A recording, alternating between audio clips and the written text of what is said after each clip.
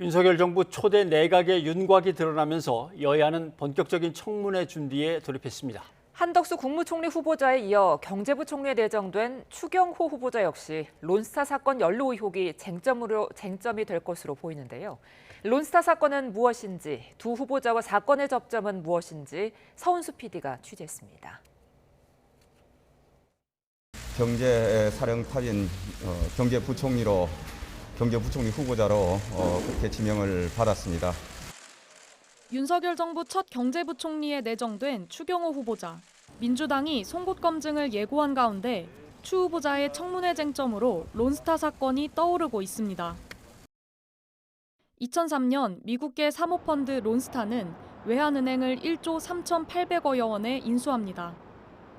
론스타는 외환은행을 인수한 뒤 3년 만인 2006년 매각을 추진하기 시작해 2012년 하나금융지주와 계약을 체결했습니다. 이 과정에서 론스타는 2조 1,500여억 원을 투자해 매각과 배당 수익 등으로 총 4조 6,600여억 원을 회수했습니다. 은행을 소유할 수 없는 산업자본인 사모펀드가 금융관료의 도움으로 승인을 받고 론스타 때문에 먹튀가 만들어졌는데 3년 만에 3배, 4배를 먹고 튀려고 해서 그리고 4조 6천억 벌고 나갔으니까 한 2배 이상 벌었죠. 론스타 사건은 당시 금융당국의 실책이 크다는 지적이 많습니다. 우선 인수 당시 금융당국이 외환은행의 국제결제은행 자기자본 비율을 조작해 은행법상 인수 자격이 없는 론스타가 예외적으로 인수를 승인받게 했다는 의혹이 있습니다. 감사원은 당시 외환은행이 어느 정도 자본 확충은 필요하지만 사모펀드의 경영권을 매각해야 할 상황은 아니었다고 봤습니다. 검찰도 당시 변양호 재정경제부 금융정책국장 등 관계자들이 외환은행의 부실 규모를 부풀려 정상 가격보다 낮은 가격에 매각하도록 도왔다고 보고 수사를 벌였습니다. 외환은행 자산을 저평가하고 부실 규모는 부풀려 이후 매각이 진행되는 과정에서도 금융당국의 관리 감독이 부실했다는 지적이 뒤따랐습니다. 2008년 론스타가 금융위에 제출한 자료와 2011년 언론 보도 등으로 론스타가 산업자본임이 드러났음에도 금융당국은 합당한 조치를 하지 않았다는 겁니다. 2011년 그 론스타가 탈출하고 하려고 할 때의 핵심적인 문제는 론스타가 산업자본임이 이미 만천하에 드러난 상황이었거든요. 그 이전에도 산업자본이었는지를 조사하는 그런 절차를 취했어야 돼요. 그리고 매각은 중지시키고. 그렇다면 추경호 경제부총리 후보자는 론스타 사건과 어떤 관련이 있을까? 추 후보자는 외환은행 인수 당시 재경부 은행제도 과장이었습니다. 정부와 외환은행 관계자가 모여 론스타의 매입권을 논의한 10인 회의에도 참석했습니다.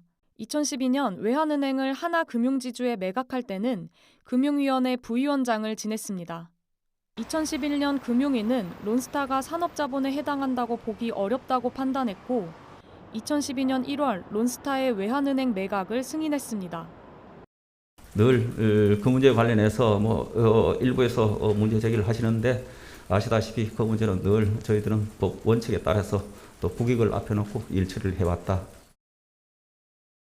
론스타는 아직 끝나지 않은 사건입니다.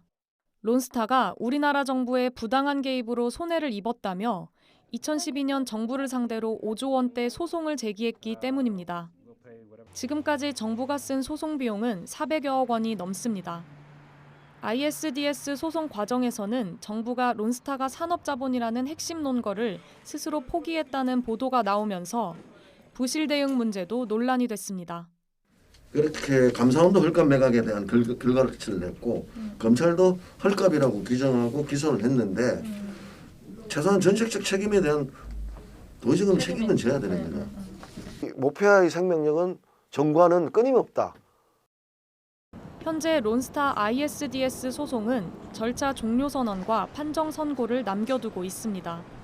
한덕수 국무총리 후보자는 론스타의 외환은행 인수가 추진되던 시기 론스타 법률 대리인이었던 김앤장의 고문으로 재직했지만 사적으로 관여하지 않았다는 입장을 밝혔습니다. YTN 서은수입니다.